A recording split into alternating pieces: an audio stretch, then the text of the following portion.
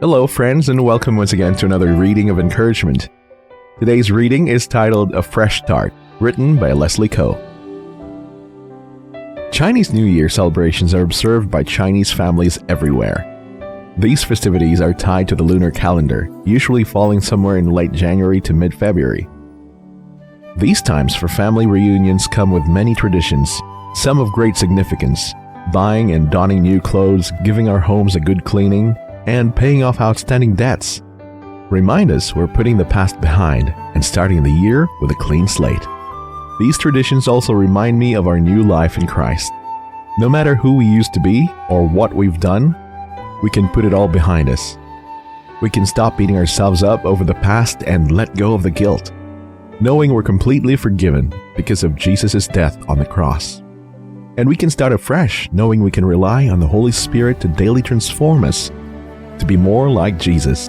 That's why Paul reminds believers in 2 Corinthians chapter 5 verse 17, "The old has gone, the new is here." We too can say this because of the simple but powerful truth. God has reconciled us to himself through Christ and no longer counts our sins against us. Others around us may not be willing to forget our past wrongdoing, but we can take heart that in God's eyes we're no longer condemned. In Romans chapter 8 verse 1, as Paul points out, if God is for us, who can be against us? Let's enjoy the fresh start he's given us through Jesus. Today's devotional scripture reading is found in 2 Corinthians chapter 5 verses 16 through 20. So from now on, we regard no one from a worldly point of view. Though we once regarded Christ in this way, we do so no longer. Therefore, if anyone is in Christ, the new creation has come. The old has gone. The new is here.